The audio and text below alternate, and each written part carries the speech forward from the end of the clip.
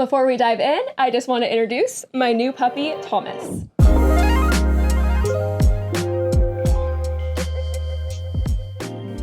Hey guys, welcome back. Let's do a June wrap up. I'll tell you what was good that I read this month, what was bad, and then we'll go through my July TBR and new releases to be aware of for July. Okay, so starting out, I need to grab it. Together We Burn. So this I've had displayed on my shelf because after I read it, I was like, oh, I love you and I love your cover. So I've had it like as a front-facing book on my bookshelf. This is an Owl Crate edition book. This book came out in May of 2022. So I'm just now getting around to reading it and I was obsessed with it. This is a fantasy romance book about Zorella, who is a flamenco dancer, and she has to train to be a dragon fighter to save her family's business after tragedy strikes. Instead of like bullfighting, it's like dragon fighting. So Zorella has to get dragon tamer Arturo to help train her, and he's super grumpy and against it the whole time. This book was a bit slow to start for me, but once Zorella and Arturo met and actually started interacting in the story, I was obsessed. I love how they were both very strong-willed and they stood for the things that they believed in. They had this really great banter back and forth and they just balanced each other out really well. So this book is labeled as a young adult, but I was surprised that the main characters did end up having an open door intimate scene. The scene was short and sweet, but it was perfect for the book. So I really did enjoy reading this one. I liked the atmosphere, the world building, the secrets and the twists that got revealed were really well done. This was pretty much a 5-star read for me. I could definitely see myself rereading this in a heartbeat. Okay, so next is the random TBR pick from my little random friend here. So first off was Pandora by Anne Rice. I could not get into this. I made it 48 pages until I was finally like, yeah, no, this really isn't for me. Like the writing style was just too like, it drug on, like it just wasn't for me. It was kind of boring. I thought last video, when I pulled this out of the jar, I could not remember what this book was. I was like, Pandora, what is that? And I remembered I got this from an estate sale and I picked it out because on the front cover or in the front sleeve, it says a Book of the Month Club main selection. And so I thought that was pretty cool that they mentioned Book of the Month in it. I don't know if this is like an edition of Book of the Month from like back in the day or if they just put that in the front cover. Not sure, but I thought that was cool. That's why I bought it, but I'm not gonna read it because like I said, I wasn't into it. Now the second one that I randomly picked from the jar was Beautiful Bastard by Christina Lauren. Woof. So this is Christina Lauren's first book. I believe it started as a fan fiction that got picked up as a novel and published. So I saw this at a Goodwill and I thought, hey, why not? Waste of money. This book was so cringy. It was physically painful for me. The premise is this asshole boss finds his assistant sexy, proceeds to then have sex with her all over the office in like every single chapter. After every time that they fuck, he keeps her panties. And I was so creeped out by that. Like, could he be even more of a weirdo? I don't know. It was horrible. I could see this being like, oh, if you like read this as a fan fiction when you were like, you know, like 12, you could be like, oh my gosh, I have such great memories of this book. But now me reading it at the age I am, I'm just like, no, I found no redeeming qualities for it personally. So he's been this huge asshole for an entire year and then out of nowhere, he just starts grabbing her ass and he's her boss and then they start fucking in the conference room.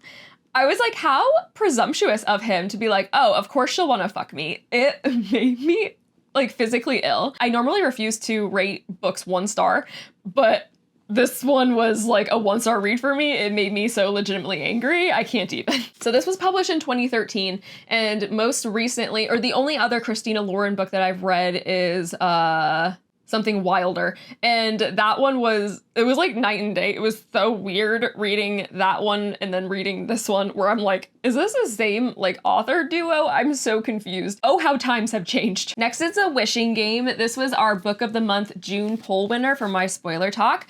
I will link that video below if you want to check it out. Also be sure to sub to the channel so you don't miss the next poll and spoiler talk. This book is about a woman who is obsessed with adopting one of her students. The only thing that is stopping her is her financial situation. She gets invited to Clock Island by a recluse author who has written his first book in 6 years. Now, whoever wins this contest that he's created, they will get the book or his manuscript to do whatever they please with it. Now, I have a whole spoiler talk on this book if you want all of the details. I'm not going to get into it here. Pretty much for me personally, the short of it is I didn't really like this book. I just found it wasn't for me. Next is Weyward. This is a book I've had my eye on for a while. It was a book of the month main pick in March. And even before then, I had this book on my TBR since I first saw it and read about it and saw it kind of circling around. So the book follows 3 women. One is in 1619, one in 1942, and then one in 2019. They are all related and they all have, let's say, like this heightened sense of the natural world around them. The timelines of the different women's stories move along independently, but each of their lives mirror each other's in a way. This book had magical realism and it was gothic and it was witchy and I absolutely loved it. I need to find and read more books like this. I loved the timelines of the powerful independent women, and the book just kept giving me these like rushes of feminine rage, and many times I had to stop reading and just think and reflect and process what I had just read. I really don't have anything else to say about this one. I was in awe that this was a debut author. It was just so well written and it completely impressed me. This was a 5-star read for sure. This book though may not be for everyone because of the content warnings. It had a pretty large pretense of sexual assault and domestic abuse, so do be aware of that going into it if you choose to read it. So after reading Weyward, I wanted another historical fiction novel with a gothic, witchy theme. So I'd gotten Hester last year through Book of the Month and I hadn't read it yet. So I was like, oh, this is perfect. Like, it's like, it has like those themes. So it's about the author's retelling or rendition of Nathaniel Hawthorne's inspiration for The Scarlet Letter. In the author's afternote, she does mention that The Scarlet Letter is Hawthorne's only book that the inspiration is unknown for. So this is the author's fantasy, if you will, about what inspired Hawthorne's book. So I loved the idea for this book. I honestly thought it was a really clever idea, but I didn't really end up liking the book. I found that it was really slow. It took me forever to finish. I almost stopped reading it so many times. Like, I read this throughout, like, as soon as I finished Weyward, I tried reading this for like 3 weeks, which is crazy for me because I usually read, you know, books within like a few days. But I just could not get into it. I found that it was dry and it was kind of boring and none of the characters seemed to really pop for me. So basically it's about Nathaniel Hawthorne's love affair with the main character of the book. I don't know anything about Hawthorne in real life, but from reading this book, the author made his character out to be a really shitty person, and I did not care for him at all in the book. I don't know if he was a bad person in real life, but he was a bad person in the book. Next is You Shouldn't Have Come Here. This was a riot. The audiobook was so funny to listen to. I could not stop cackling the whole time I was reading this book. So I know this is a serious thriller, but it read like satire, and that is what ultimately made it so enjoyable for me. This is a dual point of view thriller about Grace, who books an Airbnb in a remote area of Wyoming for 10 days for a little vacay. Her host is Calvin. He's a rugged Wyoming rancher man, and they both have the hots for one another, and Calvin gets a little obsessed with Grace, and they have a bit of a romance that happens. So as a serious read, this book is awful. The story barely makes sense, the characters lack depth, the writing is super low level basic cringe. I mean, Calvin kept describing Grace's eyes as her blue eyes. As in, I looked into her blue eyes. Also, everything kept getting described as sinister. Like, the way she smiled was sinister. Something about the way he said it was sinister. It was just so goofy. You just can't even make that stuff up. So when I first started listening to this, I had so many questions. First of all, what kind of psycho stays in an Airbnb where the host is also living there at the same time? And then, in turn, what kind of psycho rents a room out of their house while they're living there and going about their normal lives? I was like, am I the only one who wouldn't do either of those things? It felt like the main characters were like matches made in weird psycho heaven, and then they continue to spend all of their time together while she's on this supposed vacay, and while he's supposed to be working on his ranch. So basically the vast majority of this book, up until the last 10 to 15% or so, read like a really bad romance novel. Even so much that I had to include a spice rating in this book because there's an open door sex scene, which I was surprised by. So, you know, spicy level 3 out of 5. If this book was intended as satire, bravo. 5 out of 5. It was comedic gold. I unironically had the best time listening to this. If you are looking for an audiobook to brighten up your day, I recommend this. Now I really, really want to find more serious books that read as satire. I think listening to the audiobook definitely heightened the wildness of the book. It made me like really pay attention to like just how weird everything was. Next is Stone Cold Fox. This is a book that was labeled as a thriller, but it doesn't really feel like that was an accurate genre for this one to me. And I couldn't quite figure out what I would label this one as. So this one is about main character B, who is the daughter of a con woman. And now B is trying to snag herself a wealthy husband, basically. So she's created this persona for herself, and she's using some of the tricks that she learned growing up from her mom. Initially, I was entertained by this book for maybe like the first half, and then it started to get a little boring, and I definitely did not care for the end. It just felt very unfinished to me and pretty disappointing. The writing style of the book was really interesting though. It had like this very conversational tone to the writing style. It felt like the main character was almost writing in a diary that you were reading. It was very different. I am very torn on my feelings about this one.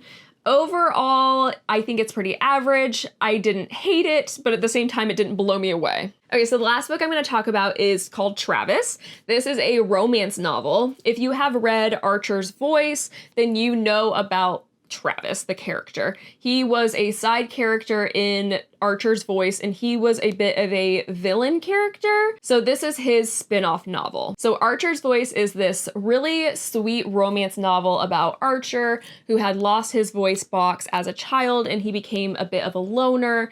It's a very well-loved book. It's very heartfelt. It's very tender. It's very nice. Well, this book, Travis, gives the bad guy character from Archer's Voice a nice redemption story. Travis has changed. He's trying to better himself, and now this book is his turn to find love. After reading Travis, I actually went back and bumped up my Archer's Voice rating from 3 to 5. I realized I was in a bad mood when I had read that book. My dog had just died.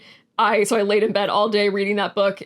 I was in this awful headspace when I finished it and rated it. So that was like 6 months ago. I found that over like the last 6 months or so, I have found myself thinking about this book a lot after reading it. It just randomly will pop into my head and I'll be like, that was a good book. So then after reading Travis, I was like, okay, I really want to go back and reread Archer's Voice. So I bumped it up to a 5 because I'm like, okay, if I want to reread it this bad and I keep thinking about it this much, it must have been much better than I remembered. Now for Travis's book, I didn't find it to be as endearing, but it was still a really solid romance novel. I don't have any complaints about it really. Trope-wise, we had strangers to friends to lovers, and then opposites attract. And then spicy-wise, it was about like 3.5 out of 5. But obviously to get the full effect of the novel Travis, you do need to read Archer's Voice first. So before we move on to the TBR for July, I'm just going to talk about a few things that I was excited for in the month of June besides books. So first of all is my new puppy Thomas, of course. He is adorable. He is about 9 weeks old, and him and my other pug are getting along fabulously. Also, I watched this new show on Hulu called Secret Chef, and I was super into it. I love, love, love cooking shows, and this one was really great because it's a group of 10 contestants, and they all have aliases, and they, instead of having a panel of judges, they all judge each other's food anonymously. I thought it was very creative. I really, really enjoyed that one. Lastly, I went and saw Wes Anderson's new film, Asteroid City. It was very classic Wes Anderson, very weird, very funny. I enjoyed it a lot. Now for my July TBR, of course, I'm going to be reading my Book of the Month poll winner, which is Immortal Longings. It's a fantasy book. I am very excited for it, so stay tuned for that. I also really need to read Yellowface. This is the Illumicrate special edition that I got. I think this came out in May, but I haven't gotten around to reading it yet, so this is definitely going to be at the top of my list. Next, I've had the ARC for Hello Stranger by Katherine Center, and I feel so bad. I've had this ARC for months, but it's releasing in July and I still haven't read it. That is being bumped up to the very top of my list. I need to read that. If you've been watching these videos, you know that my goal for the year was to read one memoir or nonfiction book a month.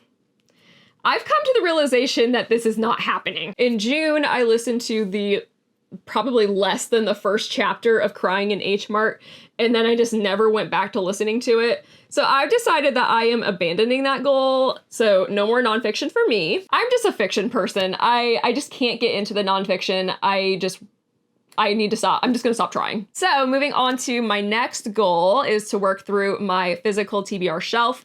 So we have TBR roulette. This time I think I'm going to pick 2 again and really try to burn through my TBR quicker. Last month that clearly didn't work because I read one and then I read 40 pages of the other one and I abandoned it. So hopefully this month I'm hoping that I get 2 that I really like. Okay.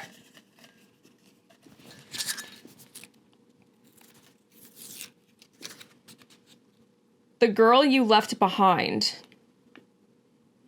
See, this is the problem with having too many physical books I haven't read. I don't know what this is. Okay, I'll look that. I'll have to go to the Goodreads and see what the cover looks before I find that one. Okay, next. Oh wait, I remember what it is. It's a Jojo Moyes book. I just remembered that. I'll grab it in a second. Okay. Dark and Shallow Lies. Okay. BRB. Okay, so The Girl You Left Behind by Jojo Moyes. This is a historical type book. I'm usually not super into historical fiction type books, so I'm really afraid this is going to be one that I get like 30 pages into and am like, bye. But we'll see, to be determined. And then next, this one, Dark and Shallow Lies, is a young adult fantasy, which is kind of my jam. So I'm thinking that I'll probably like this one. Okay, so that is it for my decided TBR. Next, we have some noteworthy new releases in July. We have Silver Nitrate by Silvia Moreno-Garcia, Business or Pleasure by Rachel Lynn Solomon, The Sun in the Void by Gabriela Romero La Cruz, You with a View by Jessica Joyce, and The Just Said Air by Sarah Hashem. So that is it for today, guys. As always, thanks so much for watching. I hope that you read some really awesome things in July, and we'll see you next time. Bye!